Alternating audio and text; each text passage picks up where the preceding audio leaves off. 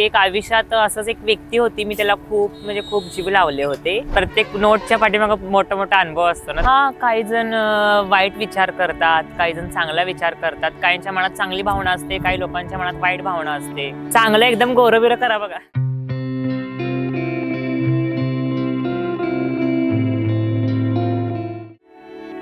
शिक्षण घ्यायचा निर्णय घेतले नाही काय, मला आवड होती ना लहानपणापासूनच, असं मी ह्याच फील्ड मध्ये आले।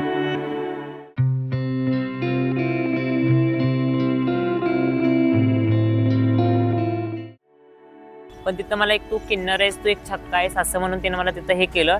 लिटरली त्या दिवशी मला इतका घाण अनुभव होता ना, तो माझ्या आयुष्यातला सगळ्यात घाण, की तेव्हा मी सुसाईड करण्याचा देखील प्रयत्न केला होता, पण माझ्या गुरुमुळे मी वाचले। मी इथं हा ब्रिज चालू व्हायच्या आधीपासून थांबते, ते आय थिंक 5 वर्ष झाले असतील। इथं मी 5-10 रुपये गोळा करून थांबते। इथं बरेचसे लोक येणारे जाणारे देऊन जातात, ज्यांची इच्छा असते ते देऊन जातात, नसेल तर जातात। माझं कोणावर जबरदस्ती वगैरे काही नसतं, असं त्यात म्हणून वगैरे असं काही। 10 रुपये देतात, कोण 20 रुपये देतं, कोण 50 रुपये देतं। प्रत्येक नोटच्या पाठीमागे मोठा अनुभव असतो ना त्यांचा देणारच। काही असतात ड्रिंक वगैरे करणारे, ते बोलतात, काही चांगली लोक असतात। अनुभव असे काय नाहीयेत, पण हे आयुष्य खूप बेकार आहे हेच सांगते। त्यात खूप स्ट्रगल असतो, फक्त लोकांना वाटतं दिसणं हे मॅटर करत नाही, खूप झेलायला लागतं तेव्हापर्यंत, तवा इथे कुठे येतं इथपर्यंत। हा, काही जण वाईट विचार करतात, काही जण चांगला विचार करतात, काहींच्या मनात चांगली भावना असते, काही लोकांच्या मनात वाईट भावना असते। हा, बोलतात नाही, येतात डायरेक्ट म्हणतात, असं म्हणजे असे घाण काम करणार का असं वगैरे विचारतात। नेहमी नाही, कोण तर बाहेरच्या गावातलं वगैरे असलं तर तोच विचारतो, कारण इथलं लोकांनी तर वगैरे सगळ्यांना माहिती मी, त्यामुळे इथले तर कोण वाईट बोलत नाहीत। पण बाहेरचे लोक, कर्नाटक मधले वगैरे असं बाहेरचे जे असतात, ते ड्रिंक वगैरे केलेले ते लोक बोलतात वाईट। मी प्रॉपर कुपवाडचे, मी 17 वर्षाचे असताना बाहेर पडले होते। नाही, पहिला बाहेरच राहिले होते, मग एक 3-4 वर्षानंतर घरच्यांनी एक्सेप्ट केलं, मग घरी राहते आता। हा, माझे आई वडील खूप माझ्यावरती प्रेम करतात, ते मला एका सुद्धा गोष्टीत दुखवत नाहीत, फक्त काही तर राग असतो त्यामुळे घरातून बाहेर पडावं लागतं प्रत्येकाला। हा, मी 10वी पास झाली, वारणाली मध्ये होते, टीडी लाड, विजयनगर। 10वीला एवढं काय आठवत नाही, पण एक 57-58 असतील। शिक्षण घ्यायचा निर्णय घेतले नाही काय, मला आवड होती ना लहानपणापासूनच, असं मी ह्याच फील्ड मध्ये आले। कारण समाज खूप हा वेगळा आहे आपला, खूप बघण्याचा दृष्टिकोन खूप भयानक वेगळा आहे लोकांचा, त्यामुळं समाजात असं वावरताना ना त्या गोष्टी होतच नाही।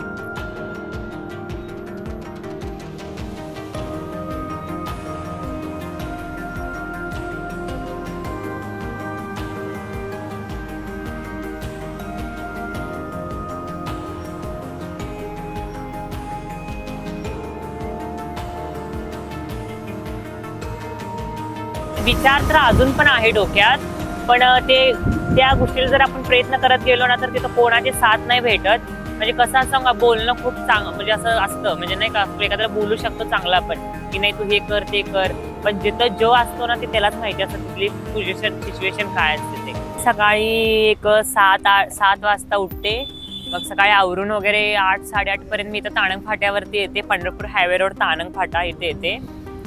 मग नंतर इथं आले की इथं काकींच्या इथं मी काहीतरी कॉफी वगैरे इथं पिते, मग नंतर मागत थांबते, मग 11-12 वाजेपर्यंत मागते, 12 नंतर मी घरी जाते, मग आणि फ्रेश वगैरे होऊन जेवण करते, जेवण करून थोडंसं झोपते, मग 5 वाजता इकडे तिकडे काहीतरी प्रोग्राम वगैरे असेल तर जाते, नसेल तर घरीच असते। मी डान्सचे वगैरे प्रोग्राम करते, हळदीचे वगैरे, लग्नाचे, म्हणजे हळदीचे वगैरे कार्यक्रम असतात ना, ते बोलवतात फंक्शन, हा डान्स करते। मिरज मध्ये 7-8 जणांचा आमचा ग्रुप आहे। हा, तिने सुपारी देतात, आपण जाऊन प्रोग्राम करून यायचं, त्यातून पण पैसे भेटतात, त्यामुळे तो आम्ही करतो। Hindi song, Marathi song. इंस्टाग्रामला आहे ना माझे ना 537 लाख फॉलोअर्स आहेत माझे, के, हा 537K, 3-4 वर्ष झाले असतील।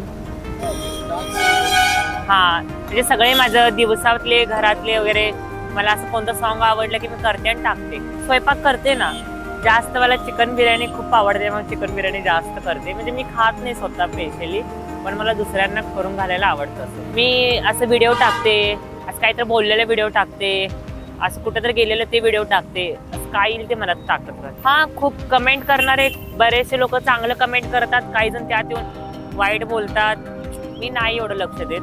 थोडक्यात मी एवढंच सांगते, हा समाज आहे ना, ह्या समाजांना काय वाटते, आमच्यासारखी लोक म्हणजे एक टाकाऊ भाग आहे, त्या दृष्टिकोनातून सगळेच बघत नाहीत, पण त्यातले 10तले 5 जण तर तसेच बघतात आणि 5 जण चांगले बघतात. चांगले लोक म्हणजे खूप, म्हणजे मी एकदा बाहेर असं कुठं तर बाहेर वगैरे असते तर लोक विचारून जातात की सारा तू इथं का थांबलेस, काय तुला हेल्प हवी आहे का, काय तुला कुठं सोडायचंय का. हे चांगल्या लोकांचा अनुभव. तेच वाईट लोक जर आला चल इथेच का बसतीस का बस गाडीवर, हे वाईट लोकांचा अनुभव. दिवसातनं 7-8 वेळा तर होतच ते होतं.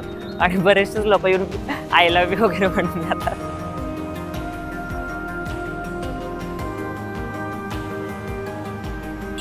काय म्हणले? नाही, मला असल्या म्हणजे मी ऑलरेडी एकदा प्रेम केले होते, त्यातून मला खूप मोठा धोका भेटल्यापासून मी त्या मार्गावरती जातच. माझ्या शाळेत मला दुसऱ्यांचं माहिती नाही, पण माझ्या वर्गातले मित्र आहेत ना, ते अजून सुद्धा माझ्या प्रत्येक सुखादुखात माझ्यासाठी येतात. ते अजून पण, आणि ते माझ्यासाठी खूप चांगले आहेत. त्यामुळे मला त्यांच्यानंतर मी कोणाला फ्रेंड बनवलेच नाही. मी माझ्यानंतर माझ्या कामात राहिले. त्यानंतर मला असं जास्त काही कोणाशी हेच राहावं वाटलं नाही. हां, बरेचसे झालेत, बरेचसे तुटून गेल्यात. म्हणजे एक वर्षाप्रमाणे जसं 2024 नंतर 2025 येते, तसं माझ्या आयुष्यातली जुनी लोक जातात आणि नवीन कोणतरी येतं. त्यामुळे मी जास्त एवढा विचार नाही करत. माझं स्वप्न तर काय नाही आहे, फक्त असं एवढं मोठं व्हायचं की आपण असं एखादी व्यक्ती आपल्याला जर हेल्प मागितली ना, आपण तो माणूस इथून परत नाही गेला पाहिजे. फक्त एवढंच मोठं माझी व्हायची इच्छा आहे. काय नाही, प्लीज एखाद्या तृतीयपंथीला वाईट समजू नका किंवा त्यांना वाईट बोलू नका. ही माझा हात जोडून विनंती आहे. प्रत्येक जणच तसे नसतात, काही जण खूप चांगले असतात. प्लीज तुमचा दृष्टिकोन बदला. असं एखाद्याला वाईट बोलू नका प्लीज. एखाद्याला जर तुम्हाला चांगलं बोलता येत नसेल तर वाईट देखील त्यांना बोलू नका. माझं आधार कार्ड आहे, पॅन कार्ड आहे, परत वोटिंगचं कार्ड आहे, रेशन कार्ड आहे, माझं बँक अकाउंट पण आहे. हा, मी खूप छान घर बांधले आता 1-2च महिने झाले. असा ग्रुप म्हणलं तर आमचा खूप मोठा आहे, खूप म्हणजे खूपच मोठा आहे.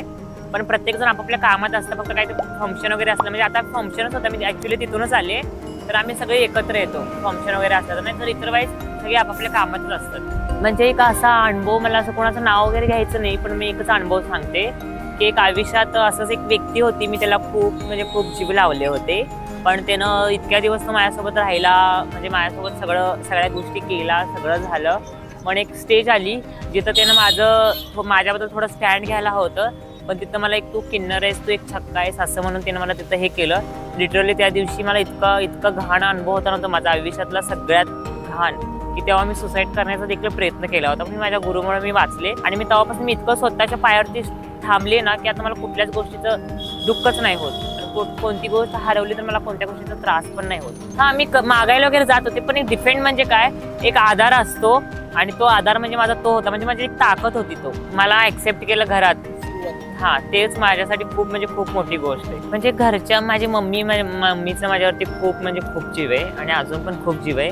म्हणजे मी जशी घरातून बाहेर पडले ती पूर्ण असे एडीच झाली होती थोडक्यात. मग ती मला असं रोज फोन लावायची. त्यावेळेस मी फोन वगैरे सगळं बंद होतं. मग नंतर माझ्या वडिलांनी तिची तकलीफ बघून मला ऍक्सेप्ट केलं. त्यामुळे आता आम्ही सगळी व्यवस्थित आहे घरातले. मम्मीच माझी तेवढी जवळ घेतली, तरी पण त्यांना वाटत होतं, तेव्हा माझे केस वगैरे मोठे होते आणि मी असं साडीमध्येच गेले होते. पण त्यांना वाटत होतं की नाही, आपल्या मुलग्यांना असं करू नये. त्यांना अजून होप होती की नाही, मी परत आणि हाय अशी होईल. पण मी सगळं माझं सर्जरी वगैरे केले होते, त्यामुळे ते इम्पॉसिबल होतं सगळ्या गोष्टी. मग हळूहळू माझ्या आत्यांनी वगैरे सांगून त्यांना फरक पडला. मग त्यात त्यांनी एक्सेप्ट केलं. नंतर मग आता काय सगळं रेग्युलर नॉर्मल आहे घरात, असं काहीच विषय नाही.